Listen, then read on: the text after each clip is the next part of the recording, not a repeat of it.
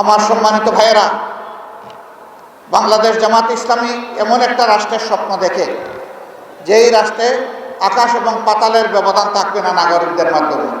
কেউ গাছতলায় আর কেউ বিষতলায়, এটা হবে না অবস্থা।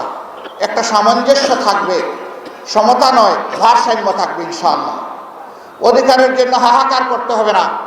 বিচার বিভাগকে মেরুদণ্ড সোজা করে দেওয়া হবে, যাতে সেই বিচার বিভাগ রাষ্ট্রের প্রেসিডেন্টকেও দ্বিতীয় কোনো চোখে না দেখে, একই চোখে যেন দেখে, একই চোখে সমস্ত নাগরিককে দেখবে।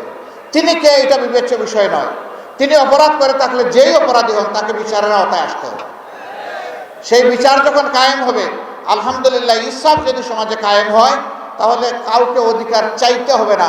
রাষ্ট্রের দায়িত্ব হবে অধিকারের খোঁজ নিয়ে যার অধিকার তার হাতে পৌঁছে দেওয়া। আমরা এমন একটি রাষ্ট্র দেখতে চাই। আমরা এমন একটি রাষ্ট্র দেখতে চাই যে রাষ্ট্রের নাগরিকদের মধ্যে আর কোনো বিভাজন বিভক্তি থাকবে না। সমস্ত দেশ এবং জনগণ ঐক্যবদ্ধ হবে। এই ঐক্যবদ্ধ নাগরিক সমাজই একটা ঐক্যবদ্ধ দেশ করবে ইনশাআল্লাহ। মুক্তিযুদ্ধের পক্ষে বিপক্ষে আর কত চেতনার বড়ি বিক্রি করবেন আপনারা। অনেক করেছেন। 53টা বৎসর এই জাতির কপাল থেকে আপনারা ছিনিয়ে নিয়েছেন। জাতিকে আপনারা দাসে পরিণত করেছেন। আমরা আর কারো দাস হব না ইনশাআল্লাহ। স্বাস্থ্যকর অল টাইম ফ্যামিলি কেক, সব সময় অল টাইম হেলদি লাইফ। আমরা এমনই একটি বাংলাদেশ চাই যেই দেশে ছাদাবাজদের কোনো অস্তিত্ব থাকবে না, দখলদারদের অস্তিত্ব থাকবে না, কোর্ট কাছারি আদালত কোথাও ঘুষ চলবে না।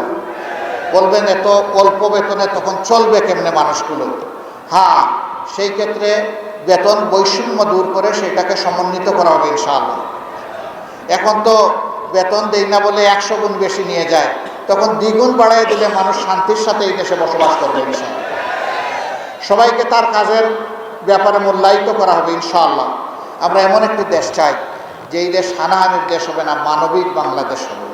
তবে নিঃসন্দেহে এমন একটি দেশ চাই যারা ফ্যাসিবাদের কাছে মাথা নত করবে না, যারা কোনো আগ্রাসী সাম্রাজ্যবাদ মেনে নেবে না, দুনিয়ার সমস্ত দেশ হিসাবে বন্ধু হিসাবে দেখবে, কাউকে প্রভুর জায়গায় বসাবে না। বাংলাদেশে সবচেয়ে বেশি ক্ষতি হয়েছে আমাদের শিক্ষার ক্ষতি। শিক্ষা ব্যবস্থার যে বিধ্বস্ত অবস্থা, শিক্ষার যে মান হওয়া উচিত, বিশেষ করে নৈতিক মান থাকা উচিত, আমাদের শিক্ষা ব্যবস্থার এটা একেবারেই চলে গেছে, নাই। আমরা ইনশাআল্লাহ এই দেশটাকে শিক্ষা দিয়েই প্রথমে গড়া শুরু করবো, আল্লাহ যদি আমাদেরকে তৌফিক দেন।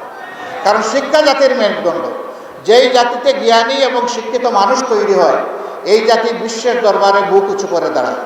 আর যেই জাতিতে জ্ঞানী এবং শিক্ষিত মানুষ থাকে না, এই জাতি সবসময় বিশৃঙ্খলা এবং বিপর্যয়ের মধ্যে পড়ে থাকে। আমরা আমাদের জাতিকে আর বিশৃঙ্খলায় ফেলতে দিব না কাউকে ইনশাআল্লাহ। আমরা এমন শিক্ষা উপহার দিতে চাই যে আমাদের সন্তানেরা শিক্ষার পাঠ চুকিয়ে যখন বের হবে, সাথে একটা সার্টিফিকেট নিয়ে শুধু বের হবে না, সাথে একটা কাজ নিয়েও বের হবে ইনশাআল্লাহ। আমরা আমাদের যুবক যুবতীদের হাতকে কর্মীর হাতে পরিণত করতে চাই। সেই কর্মীর হাতগুলাই এক মোহানায় এনে আমরা আমাদের দেশকে গড়তে চাই, সামনের দিকে নিয়ে যেতে চাই। এবং এইভাবেই ভবিষ্যতের এই জেনারেশনের হাতে বাংলাদেশের দায়িত্ব আমরা তুলে দিতে চাই। সরকার বলেছিল উন্নয়নের রাজপথে বাংলাদেশকে উঠিয়ে দিয়েছে। আমরা এখন মহাসড়কে আছি, আর বাংলাদেশ উন্নয়নের রোল মডেল। এখন চতুর্দিকে হাহাকার। বিভিন্ন মিল ফ্যাক্টরি ইন্ডাস্ট্রিতে মালিকরা তাদের কর্মচারীদের বেতন দিতে পারে না ঠিক মতো, তাদের ইন্ডাস্ট্রি চালাইতে পারে না। সরকারি ইন্ডাস্ট্রিগুলো তো প্রায় সবগুলা লে অফ বন্ধ হয়ে পড়ে আছে মুখ থুবড়ে। এখন মাঝারি ব্যবসায়ী যারা আছেন, সৎ ব্যবসায়ী, ব্যবসা তাদের লাটে ওঠার উপক্রম। ব্যাংকগুলা তাদেরকে পুঁজি দিতে পারছে না। কেন, কিভাবে দিবে? সমস্ত ব্যাংক ফুকলা করে, পেট খালি করে, ওরা যে চুরি করে দেশের বাইরে সমস্ত সম্পদ পাচার করে দিয়েছে। টাকা আসবে কোত্থেকে? এখন যে অর্থনীতির চাকা ঘোরানোর জন্য ব্যাংকগুলো যে টাকা দিবে, সেই টাকাই তো ব্যাংকের কাছে নাই। বাজারে এখন আগুন, মানুষের পেট পড়তে হয় এখন আগুন দিয়ে। দ্রব্যমূল্যের অগ্নিমূল্য। আগের সিন্ডিকেটগুলো এখনও সরকার ভাঙতে পারে নাই, তবে ক্ষেত্রবিশেষে সিন্ডিকেট না ভাঙলেও সিন্ডিকেটের হাত বদল হয়েছে।